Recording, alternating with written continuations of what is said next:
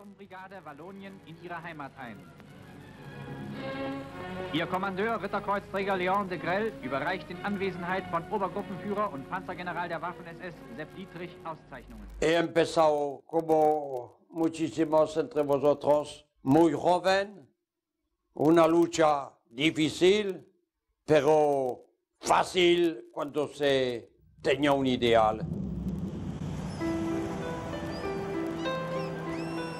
Era un muchacho católico que pensaba amar a su próximo, a establecer la paz social, la paz religiosa y a proteger el mundo del comunismo. Y hay que no olvidarlo, del judaísmo. Y la guerra se ha terminado sin un gran mensaje de uno de sus jefes. Hitler ha muerto, Mussolini ha muerto.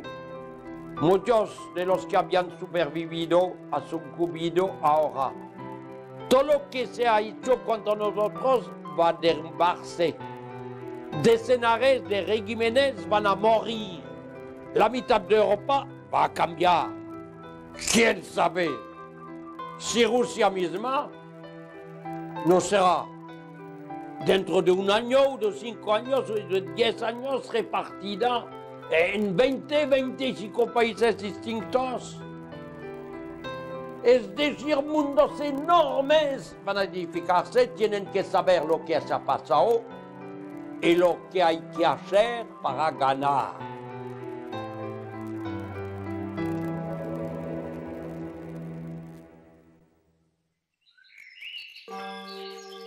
Tendida en una vaguada, entre frondosos cerros, se halla Constantina, un pequeño pueblo ubicado en el Parque Natural de la Sierra Norte de Sevilla. Constantina aún conserva vestigios de su ilustre pasado islámico, con hermosas calles, paseos y una arquitectura popular que dibuja con su silueta el aire típico de pueblo andaluz.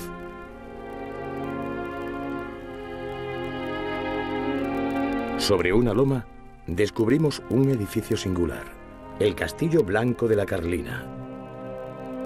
La Carlina ha formado parte del imaginario colectivo de varias generaciones de habitantes de Constantina.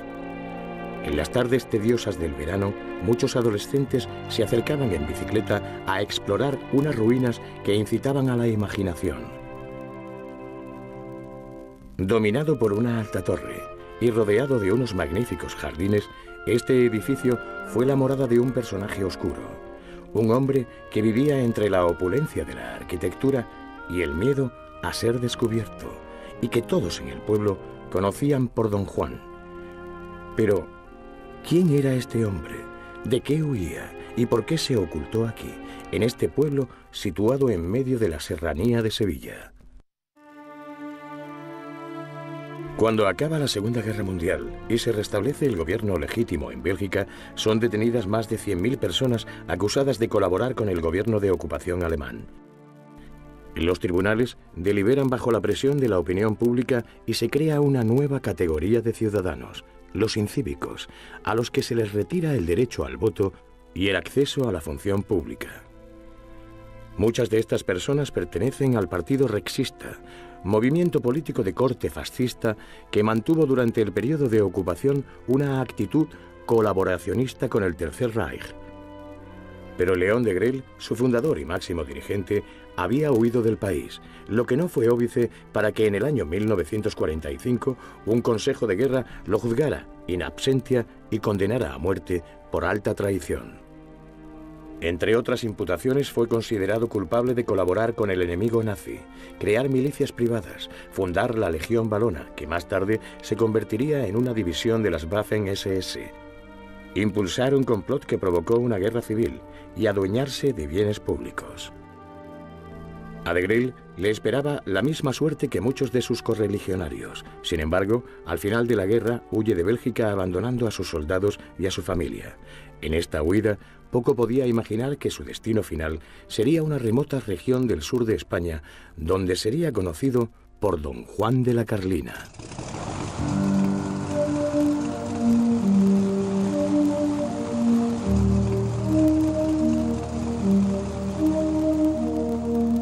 La aventura de León de Grel en San Sebastián no comenzó un día cualquiera de la historia, sino que fue el 8 de mayo del año 1945, el mismo día que Naciones Unidas anunciaba que a las 18:01 los alemanes se iban a rendir. De Grel coge un Heinkel 111 y parte desde Oslo con un ayudante y 2 personas cuyos nombres sinceramente no he llegado a encontrar. Aquellos aviones alcanzaban hasta 405 kilómetros de velocidad por hora. La distancia que les separaba de San Sebastián eran 2.100 kilómetros. En realidad eran 2.150. 2.100 era la autonomía que tenía el aparato, pero 50 kilómetros se suponía que eran superables, que no iba a crear gran problema. Sin embargo, no contó de Grel con alguna tormenta que le iba a desviar de su ruta principal y tampoco con que tenía que escapar de alguna batería antiaérea.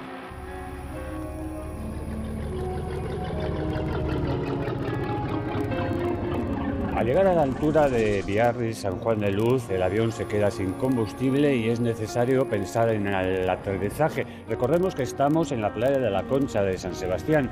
Dependiendo de las mareas, podía haber aterrizado o no. Lo cierto es que le tocó marea baja y efectivamente, después de girar alrededor de la bahía, arenizó en esta playa de la Concha. Todo San Sebastián pudo ver, oye, que en la Concha haya un avión grande. ¿Quién no viene? Bueno, mi marido le sacaría este y luego iría a preguntar quién era el mejor. Total, que le sacó con el pijama que iba, le llevó al hospital militar y nunca más supimos de él. Nunca. Nos dijeron que vivía. Fue a la tarde a decir qué tal había sido, qué resultado, y le dijeron que era mejor no hacer nada porque tenía problemas de vida. Se le llevó al hospital del General Mola, el hospital militar que había aquí en San Sebastián. Allí estuvo varios meses protegido, se dice, o cuando menos vigilado por el cónsul de Estados Unidos en España. La primera referencia oficial de la llegada de León de Grel es una comunicación por radio interceptada por los servicios secretos británicos.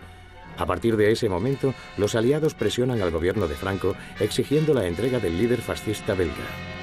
Sans qu'il y ait eu de citation, sans qu'il y ait eu d'avocat, sans qu'il y ait eu de témoins, une vengeance impitoyable.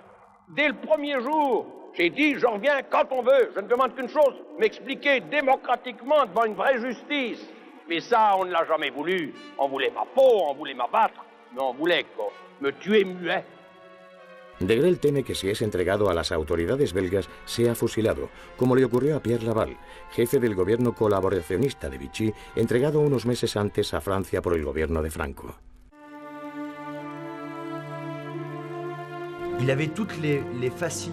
Tenía muchas facilidades para poder escapar de allí, pero nunca quiso hacerlo porque, como pesaban sobre él acusaciones de crímenes de guerra, tenía miedo de que, si huía del Hospital Mola, lo pudieran utilizar como argumento adicional para calificarlo de criminal de guerra.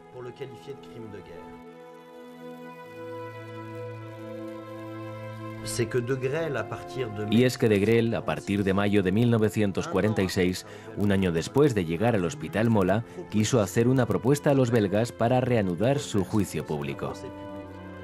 En 1946, Robert Francot, corresponsal belga de los aliados, se reunió con de Grel. Él propone rendirse bajo 3 condiciones bastante extraordinarias. La primera, que dejaran libres a todos sus compañeros de combate, como si se tratara de simples combatientes, que debían ser liberados como los demás prisioneros. La segunda condición, que celebraran un juicio en la audiencia de lo criminal, en presencia de la radio y delante de testigos aliados. Y la tercera, quizás la más sorprendente, que compareciera ante los jueces, vestido de uniforme y con todas las condecoraciones que consiguió cuando combatió en el frente del Este. Ce qui surtout m'avait indigné alors, c'était cette accusation odieuse de crime de guerre. Tout cela n'avait ni queue ni tête. La commission des crimes de guerre a été partout. J'avais été un soldat. Jamais je n'avais été mêlé à un crime de guerre quel qu'il fût. Cuando de Grel recibe la orden de expulsión a finales del mes de agosto de 1946, ya se había gestado una puesta en escena para su evasión y de Grel consigue huir del Hospital Mola. de manera que el relato de su evasión resulta bastante sencillo de entender. El gobernador civil y el gobernador militar llegan por la mañana al Hospital Mola para entregar a Degrelle su orden de expulsión.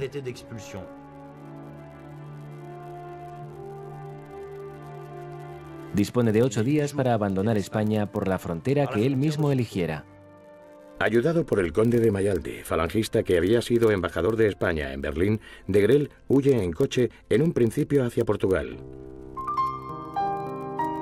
Esta rápida huida se percibe como una evasión a efectos diplomáticos.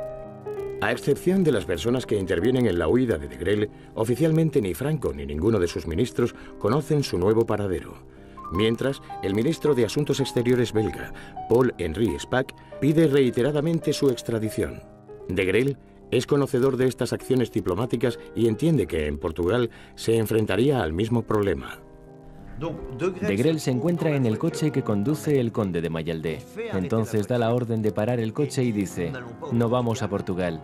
Allí nos vamos a encontrar el mismo problema que con Franco y estamos ante complicaciones diplomáticas que no podemos afrontar en este periodo de posguerra.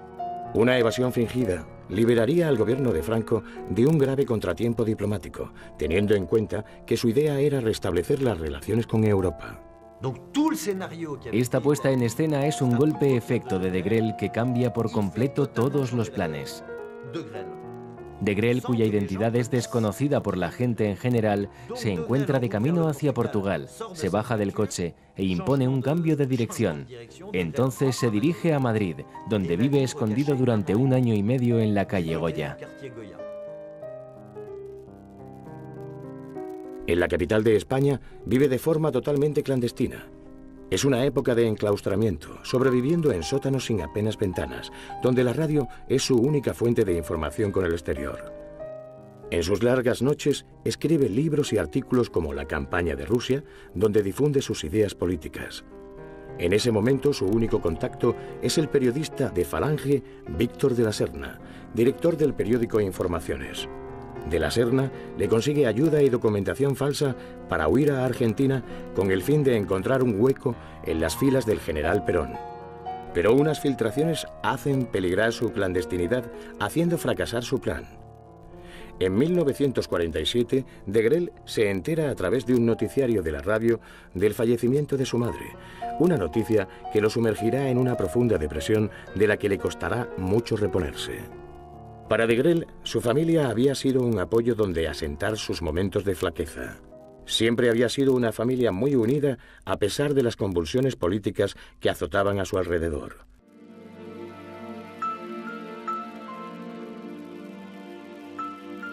Léon-Joseph Marie Ignace Degrelle nació en 1906 en Bouillon, un pequeño pueblo de las Ardenas belgas, en el seno de una familia católica. Sus primeros estudios los realiza en un colegio de la Compañía de Jesús para más tarde empezar la carrera universitaria de Derecho en la Universidad de Lovaina. Es allí donde se hace cargo de las ediciones católicas Christus Rex, las rescata de la bancarrota y consigue imprimir grandes tiradas que reparte por todo el país. A partir de aquí, su ambición política no parará hasta convertirse en uno de los máximos colaboracionistas del gobierno del Tercer Reich en Bélgica. Siendo un ferviente católico, su relación con la Iglesia no fue siempre buena. En 1943 acude a una misa en Bouillon vestido con un uniforme de las SS. En el momento de comulgar, el sacerdote le ignora. Empezó a dar la comunión a las hermanas de la residencia de San Carlos, y cuando le llegó el turno a Léon Degrelle, se la denegó, pero se la dio a una señora que estaba detrás. Entonces Degrelle se levantó de repente, se puso a chillar y a decir: «Señor párroco, si usted no me da la comunión, no podrá dársela a nadie nunca más. Está usted detenido y nos vamos de inmediato a Bruselas». En fin.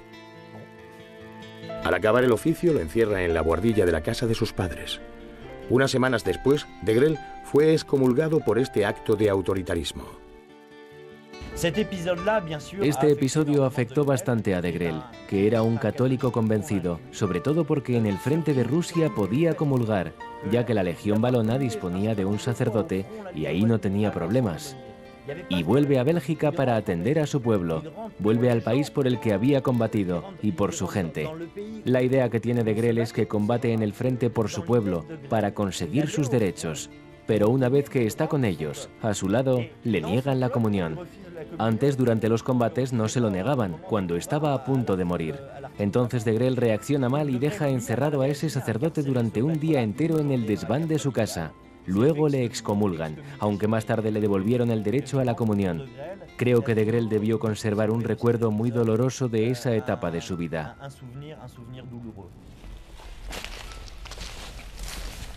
Un año más tarde, el 8 de julio de 1944, el hermano de León, Edouard, fue asesinado en su farmacia de Bouillon. Esa misma noche fueron detenidas y encarceladas 46 personas. El ambiente en el pueblo era de pánico. La gente estaba encerrada en sus casas. El día 10 llega Degrelle y, viendo la lista de los detenidos, declara, por razones personales, querer anotar algunos nombres más. Los 3 que subraya, antiguos enemigos políticos y personales, serán ejecutados por las tropas de ocupación alemanas a 2 kilómetros del pueblo. Las consecuencias fueron terribles. Y pienso que los autores de la ejecución no lo pensaron antes de tomar esa decisión. No calibraron los efectos que tendrían sobre el pueblo de Bouillon. En una pequeña ciudad, un farmacéutico es asesinado. Se trata del hermano de Degrelle, que no participaba en actividades políticas. Como represalia, los partidarios del partido Rex asesinan al otro farmacéutico en Bouillon, también de esa manera tan estúpida. Este farmacéutico tampoco tomaba parte en actividad política alguna. Por ello, esta espiral de represiones condujo a una auténtica tragedia, ya que 3 rehenes que habían sido designados por Degrelle fueron encontrados muertos en el bosque de la Gernelle, un bosque cercano a Bouillon. Este sitio en el que nos encontramos es el lugar en el que ejecutaron a los 3 rehenes. Este triple asesinato tuvo lugar el 21 de julio de 1944. El 21 de julio es una fecha muy especial, porque se trata de la fiesta nacional en Bélgica. Incluso si no se iba a celebrar la fiesta nacional a causa de la ocupación alemana, elegir el 21 de julio para asesinar a estos 3 habitantes de Bouillon siempre me ha parecido algo realmente abominable.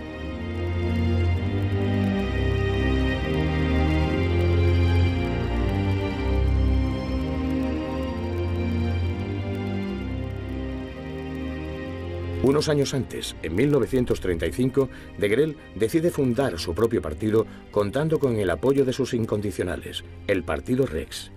Y en las elecciones de 1936 consigue unos resultados sorprendentes y un buen número de diputados en el Parlamento belga.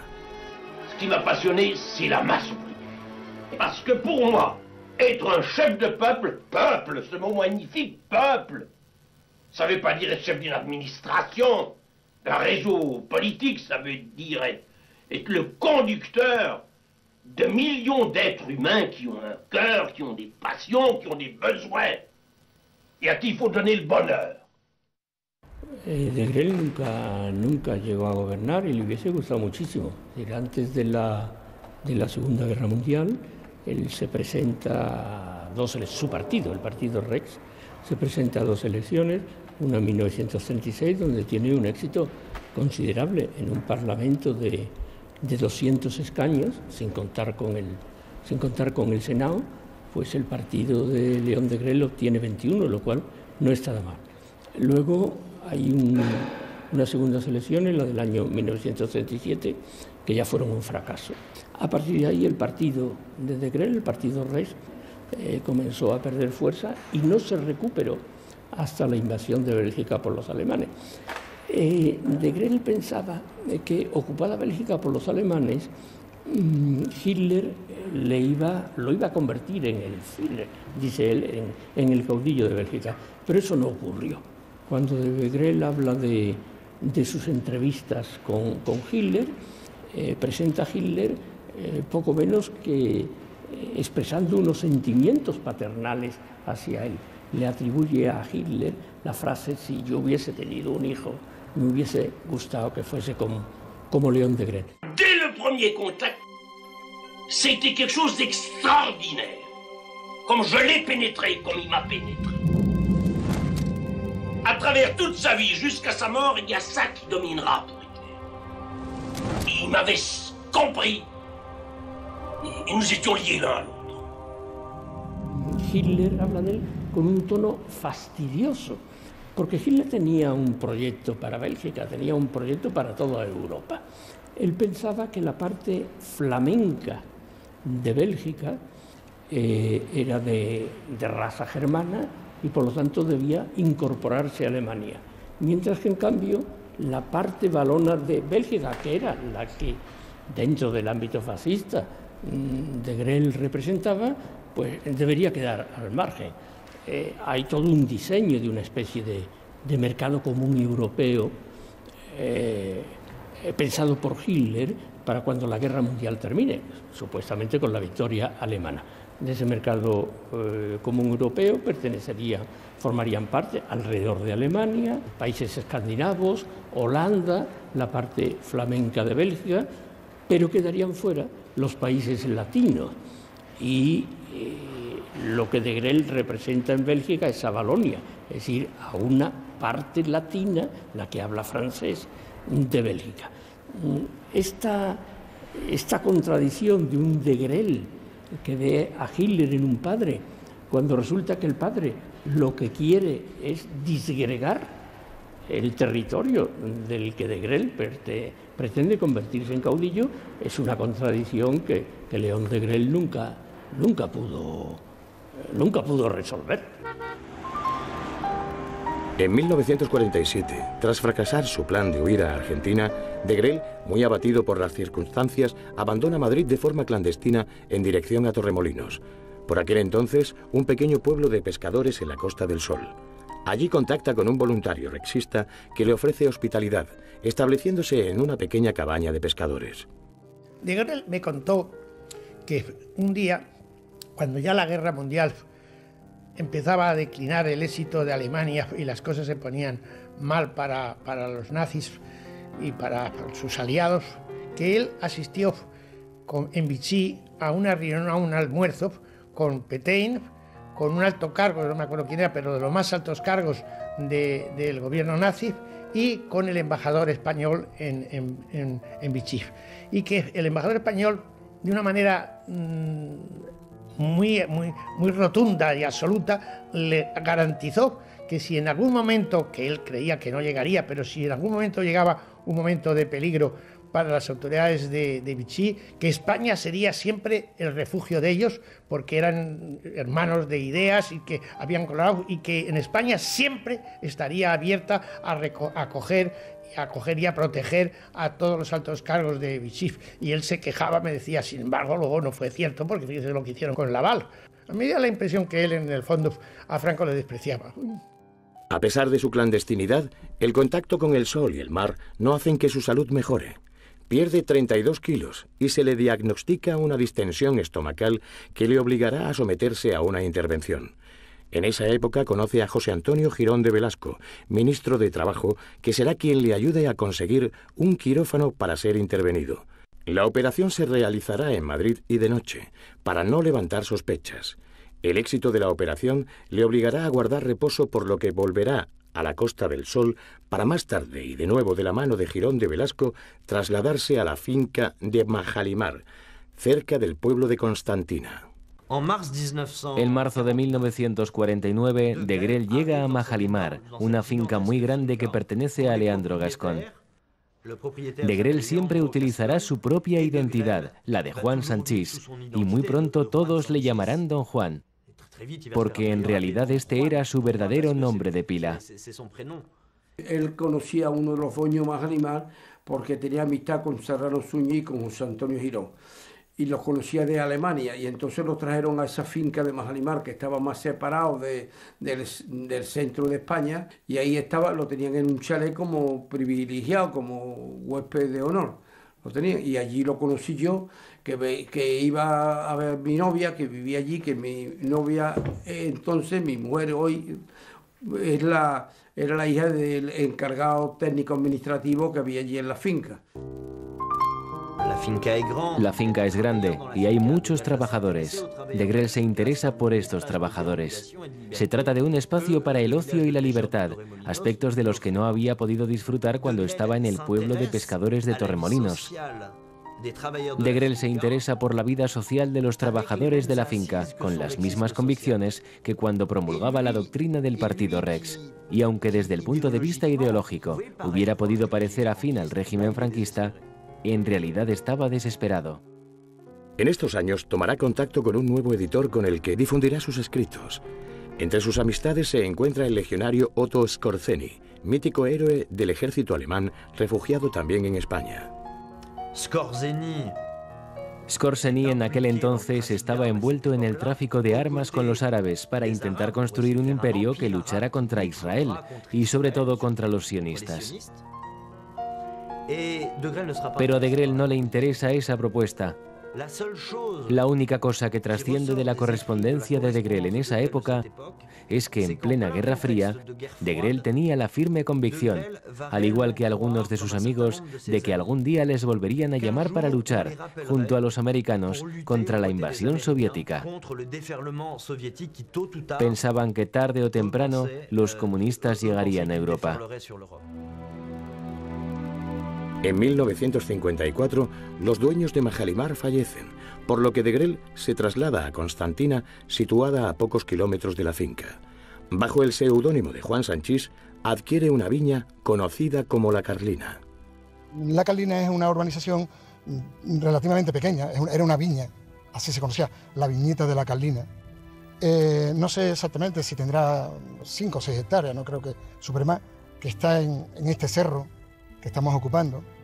Está totalmente cerrado, como una especie de tapial, de tapia, al estilo de las tapias del país, pero que yo creo que modificó él y que completó él.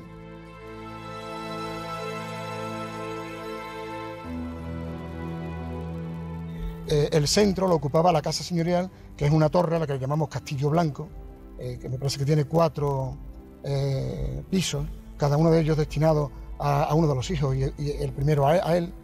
En la planta superior una terraza con una torre todavía más alta, más pequeña y más alta, que recuerda mucho a las construcciones musulmanas, y una torre que es visible en Constantina prácticamente de todo sitio, incluso cuando se viene a 10 o 15 kilómetros del pueblo, es de los lugares visibles de Constantina.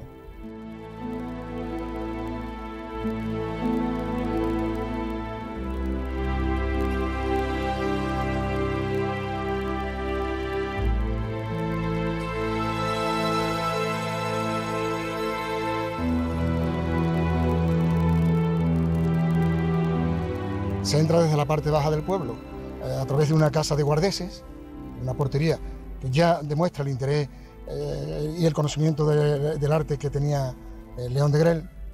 Se sube un camino bastante empinado hasta el edificio señorial, que ocupa la parte fundamental, que se componía de unos jardines, unas terrazas jardinadas, de las que quedan todavía alguna parte, pero que actualmente pues ya se está transformando en otro tipo de edificio. De Grelle no estuvo solo en su exilio de Constantina. Como si se tratara de la cohorte de un gran jefe tribal, llegaron algunos colaboradores que, como él, huían de la justicia belga. En Lora del Río, pueblo situado a unos 20 kilómetros de Constantina, vivía la familia de Robert Dubelz, en una casa de las afueras conocida como el Molino Azul. Dubelz era capitán de la Legión Valona y llegó a España en el mismo avión que aterrizó en la playa de la Concha de San Sebastián. Su familia había apoyado financieramente al partido Rex desde el principio. La señora Dubelz puso su fortuna, fruto de su parentesco con la aristocracia holandesa, al servicio del rexismo. Durante los primeros años del exilio, De Grelle utilizó a Marie Antoinette Dubelz como testaferro para mantener contactos con otros dirigentes rexistas, pero esa amistad no sería muy duradera. Es un hombre que ha aprovechado mucho de ciertas personas, y él tenía ¿cómo se llama? ¿Cómo podríamos llamar eso? Un don, una facilidad de volver a la gente, de llevar a la gente como él quería. Mis padres cayeron en el juego. No sé si era por ideología o algo otra cosa, pero cayeron dentro. Pero la relación, creo yo, que se tuvo que terminar muy mal, puesto que cuando mi madre murió nos dejó un testamento diciéndonos que si él venía a reclamar algo del molino, que lo mandásemos al diablo.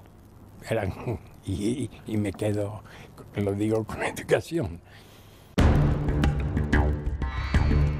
De Grelle se convirtió en uno de los personajes mito de la Falange. Había dos elementos que lo hacían muy atractivo para este grupo. El primero, su ideología fascista, y el segundo, su misticismo religioso. Básicamente, fue la Falange quien lo amparó y le dio refugio en España, por pura admiración y sentimentalismo. Un día le pregunté y le dije, bueno, el movimiento que usted dirigía en Bélgica antes de la guerra, el sismo, es una equivalente a Falange, es una cosa así como Falange. Bueno, la que se armó con su voz cultural, enérgica de general, que cuando hablaba parecía que hablaba con la garganta dando órdenes, se saltó y me dijo, Adolfo, eso no es un disparate en absoluto. El racismo era una cosa muy seria. Nosotros en Bélgica teníamos varios periódicos, estuvimos a punto de coger el gobierno democráticamente. En mis mítines había que pagar para entrar a los mítines, y lo de Falange es una cosa de unos señoritos dirigidos por Primo de Rivera, que era una persona que lo único que quería era reivindicar la memoria de su padre, Primo de Rivera, que había sido el dictador. O sea, que no dijo, no, en absoluto, yo he sido el fundador del fascismo. Me decía, yo enseñé a Mussolini lo que es el fascismo.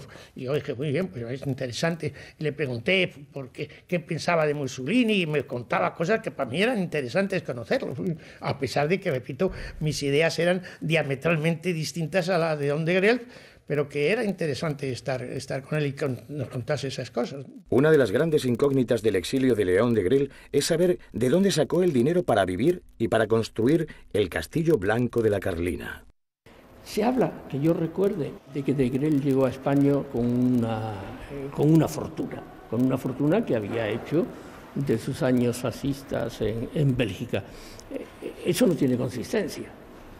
Ya he sabido que de Grelle pues aterriza de mala manera en la playa de San Sebastián, en un avión que prácticamente se estrella, y todo aquello se anegó, aquello se vino abajo. Prácticamente de Grelle no tiene ni una peseta cuando se le da acogida en España.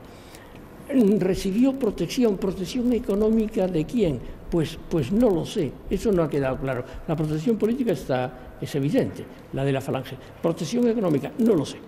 De Grelle llega sin dinero a España. Como muchos, según algunas fuentes, con una barrita de oro de 200 gramos. Es posible que siendo una pequeña cantidad la escondiera en una chaqueta, en un bolso o bajo su kepis. Pero de Grelle no llega con grandes cantidades de dinero, ni consigue dinero al principio de su exilio, ni lo busca. Cuando de Grelle construyó la Carlina, conoció a algunas personas bien situadas en Constantina y en la provincia de Sevilla, que le ayudaron a conseguir créditos, a realizar hipotecas y a pedir préstamos en los bancos. Gracias a estas operaciones bancarias pudo construir la Carlina. Él disponía de unos pequeños ahorros. Cuando estaba en Majalimar consiguió ahorrar un poco de dinero, aunque resulta bastante difícil comprobarlo, ya que no disponemos de suficientes fuentes de información para hablar de ello. Pero sabemos que importó y exportó algodón, aunque sin trabajarlo jamás directamente. Solo era una operación de cambio de divisas. Él dice que él tenía inteligencia suficiente para los negocios, y lo cierto es que hizo buenos negocios en España, sobre todo negocios de carácter inmobiliario. Por ejemplo, cuando se firma el pacto entre España y los Estados Unidos y deben instalarse algunas bases americanas en España, entre ellas la de Morón en Sevilla, pues entonces una de las inmobiliarias encargadas de construir las casas para la base americana de Morón, una de las inmobiliarias pertenece a León de Grelle. Como consecuencia del Tratado Hispanoamericano, en Constantina se sitúa una base aérea de alerta y control. Entonces, de Grell se convierte en promotor de turismo rural, construyendo una serie de casas dentro de la finca La Carlina, conocidas como las casas de los americanos. Era una cosa inusual en aquella época para una vivienda que estaba situada en una finca fuera de las afueras del pueblo, que sí, que estaba destinado a vivienda de alquiler. Entonces resulta un poco extraño ese lujo que había en las viviendas. De Grell impulsó la idea de promover el turismo rural para los oficiales americanos. Oficiales que eran los que disponían de más dinero. Estas fueron sus primeras fuentes de ingreso, aparte de las que pudo disponer antes y de las ventajas que le ofrecían los bancos. Estos fueron los primeros inquilinos de las casas de los americanos.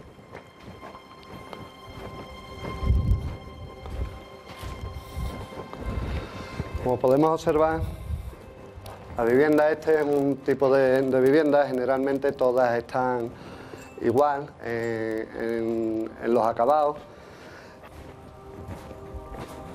En general en todas las viviendas estaban tratados igual.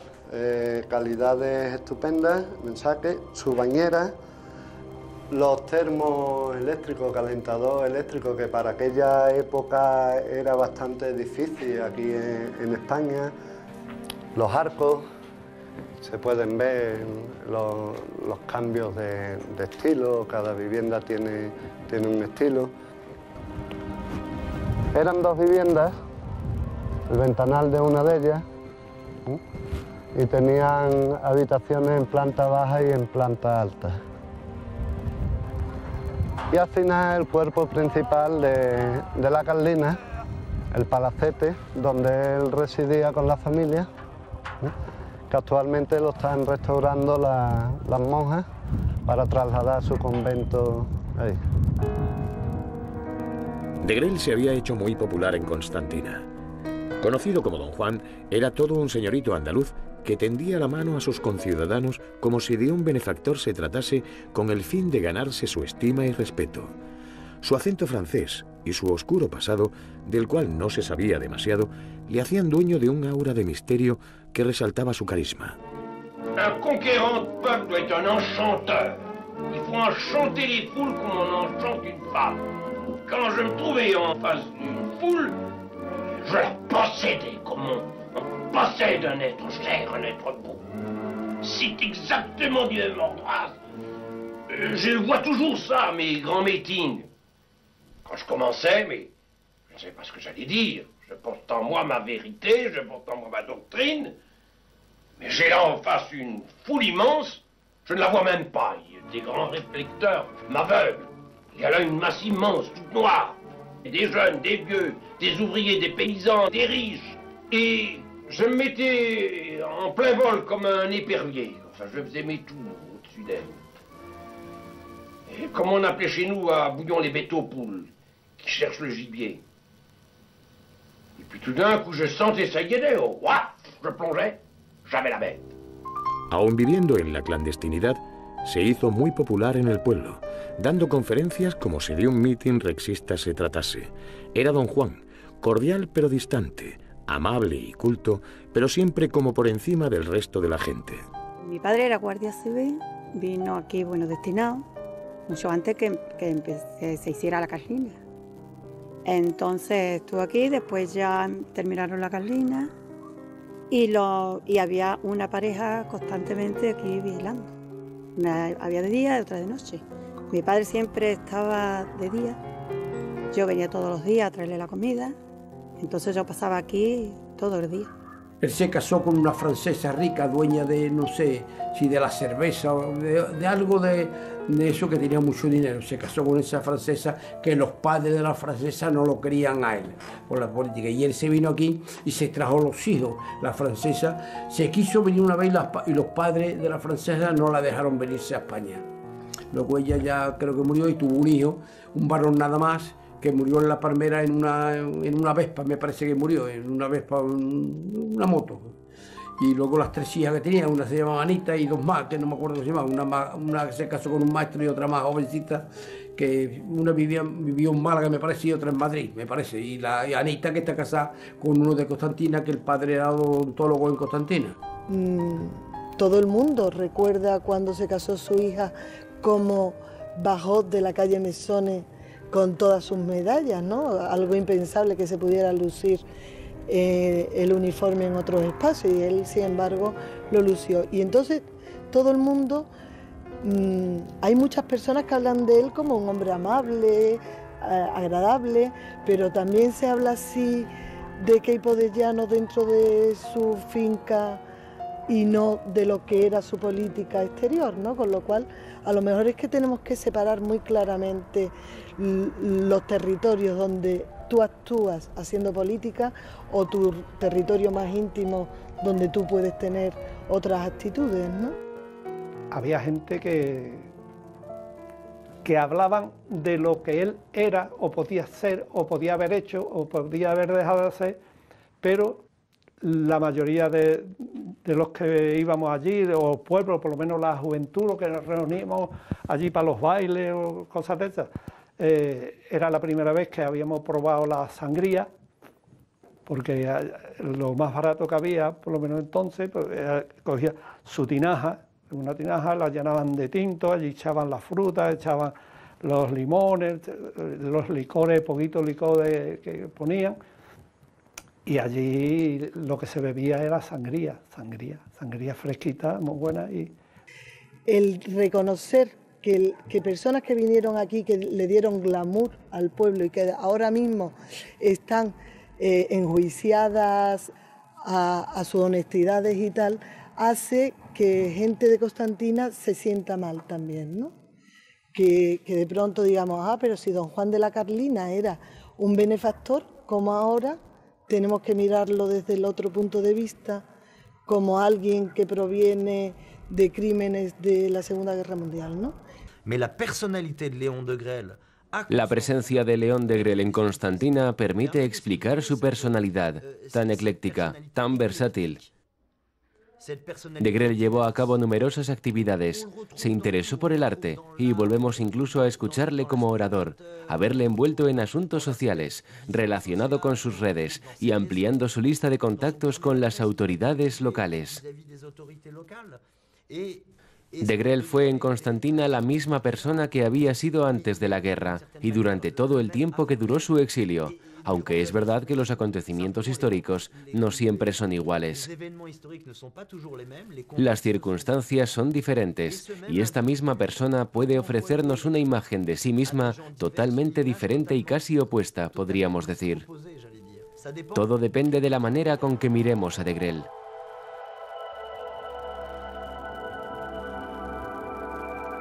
Me llamaba la atención mucho las cosas de obras de arte, no sé, los cuadros, unos arcones muy grandes que había.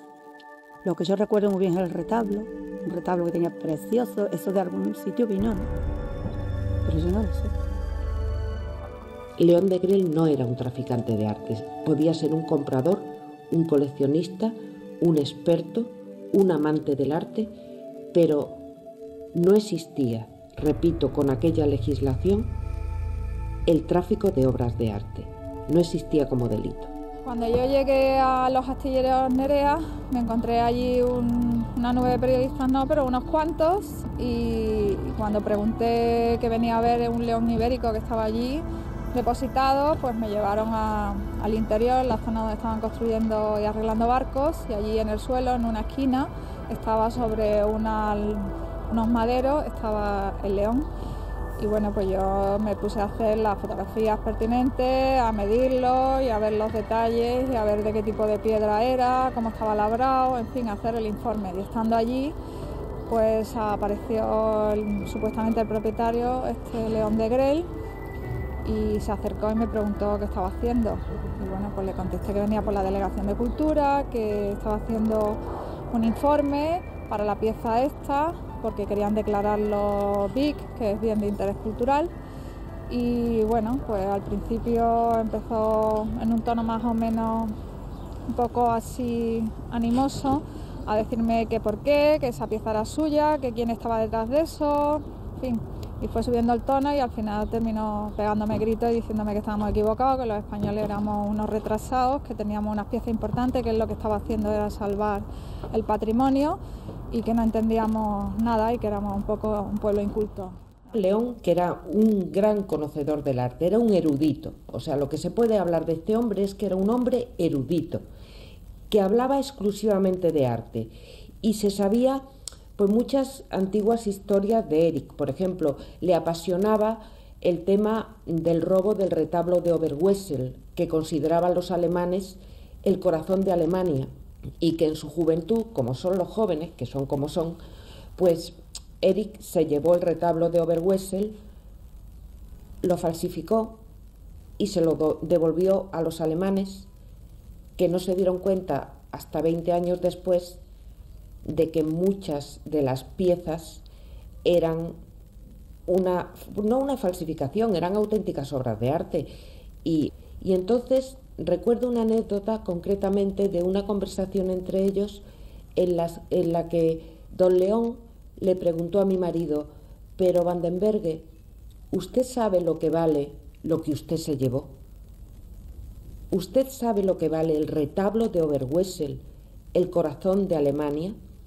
Y dice, mi marido le dijo: pues mire, don León, el precio es la lágrima de terror de un niño judío camino de los hornos crematorios.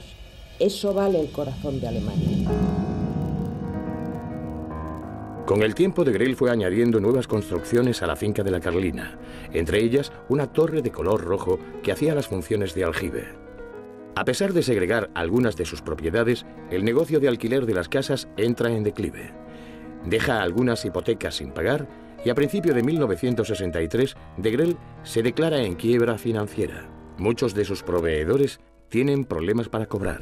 Y luego lo de la Carlina pidió mucho dinero en la caja de ahorro, se lo hipotecó y se lo quitó. Y yo tenía una tienda y le daba muchos comestibles. Los últimos que no me pagó, que le decía, don Juan, ¿me va a pagar o no me va a pagar? Y entonces, mira, yo no te voy a poder pagar, yo no tengo dinero, llévate a la biblioteca. Y entonces me dio la biblioteca por los comestibles que me debía. Me dio la biblioteca, que en la biblioteca estaban en casa la señora Ivonne, una amiga suya de Bélgica. Al poco tiempo, la Carlina pasará a manos de los bancos, ejecutándose un embargo por su totalidad en la Caja San Fernando.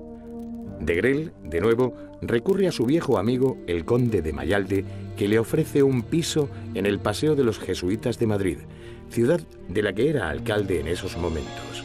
En ese periodo vivirá de forma modesta, sin la opulencia a la que estaba acostumbrado en la Carlina. A finales de los 60 conoce a Juana Brevet, con quien se casará años más tarde.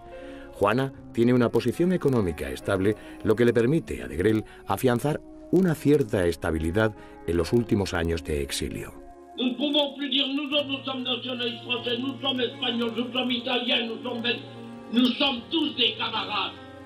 Nous avons une patrie commune. En 1970, los tecnócratas del Opus Dei copan el gobierno de Franco y lanzan una orden de busca y captura contra de Grell. De nuevo, durante 2 años, se ve forzado a vivir en la clandestinidad, pero con la muerte del dictador, el escenario político español cambia y con ello la situación de Grell. ¡Arriba España! Cuando de Grell empieza a llevar una vida normal, en cualquier caso ya no hay fascismo en Bélgica. Franco fallece en 1975. Años más tarde se perfila un gobierno que será el de Felipe González. El periodo de la vida de Grell en el que será menos molestado en España es bajo el gobierno socialista. Y no se trata de un problema político. El único problema es que hacía ya 20, 30 o 40 años que de Grell no estaba en Bélgica. De Grell ha sido menos incordiado durante el gobierno de Felipe González que bajo el gobierno de Franco. A pesar de vivir en Madrid, de Grell no pierde el contacto con la Costa del Sol. Allí vende una propiedad que tenía en Fuengirola, llamada La Cabaña, y se compra un piso en el Paseo Marítimo de Málaga, desde donde intenta desarrollar proyectos inmobiliarios de gran envergadura que no llegan a buen puerto. Nadie podía reivindicar a de Grell en público, por su condición de exiliado, pero su figura atraía a representantes de la nueva ultraderecha europea y española, manteniendo contacto con dirigentes como Blas Piñar o Jean-Marie Le Pen.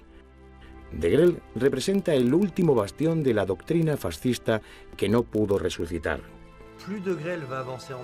A causa de su longevidad y supervivencia, cuanto más envejece Degrelle y más se adentra en el exilio, más se beneficia de un estatus mítico que le otorga la extrema derecha o el neofascismo europeo.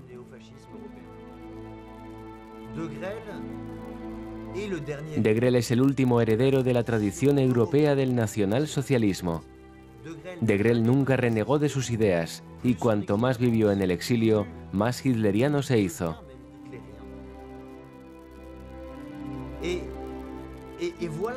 Y así es como llegó a despertar el entusiasmo de la juventud que buscaba esa ideología. Léon Degrelle muere el 31 de marzo de 1994 a los 87 años de edad en el Hospital San Antonio de Málaga. Sus cenizas son esparcidas en la más escrupulosa intimidad por sus más allegados en uno de los santuarios del nazismo, Berchtesgaden, lugar de recreo y descanso de Hitler. Actualmente, para Bélgica, Degrelle es el rostro de la traición, la misma opinión que se tenía en 1945, solo que hoy en día se ve agravada por la impunidad de su exilio en España. Degrelle no ha sido nunca juzgado por sus hechos o actividades y en consecuencia no es un hombre condenado. Fue un hombre complejo que vivió muchas vidas en una. Escritor, militar, político fascista, exiliado, constructor. Un hombre ególatra que antepuso sus intereses y ambiciones a los de sus semejantes, que no renegó de sus ideas y que nunca consiguió lo que más ansiaba, llegar al poder y conducir el destino de su pueblo. El futuro está en estos mares lejanos, en estos países nuevos que van a tener lo más importante del mundo. El Japón es el faro actual, pero habrá una China con 1.500 millones de habitantes. Cuando uno es un joven historiador y dedica 7 años de su vida, de su juventud y de su trabajo a un individuo como Léon Degrelle, es evidente que no sabe en qué se está metiendo. Cuando llega la hora de hacer balance, una vez terminada la biografía, uno se da cuenta que el maniqueísmo no existe en historia. La verdad no se encuentra ni en un campo ni en otro. Nadie posee el monopolio de la verdad. La única verdad que debe prevalecer, si uno es un buen arqueólogo moderno, es la verdad a través de los hechos. Para poder avanzar un poco hay que administrar los hechos pasándolos a través de las pruebas. Entonces Degrelle no nos muestra la parte más monstruosa del nazismo, ni tampoco, como quisieran algunos de sus defensores, la parte más magnífica de la ideología.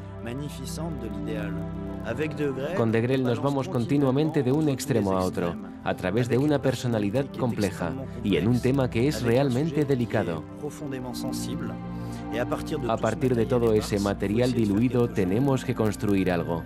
Y la única conclusión que se puede sacar es que nada resulta sencillo en la historia.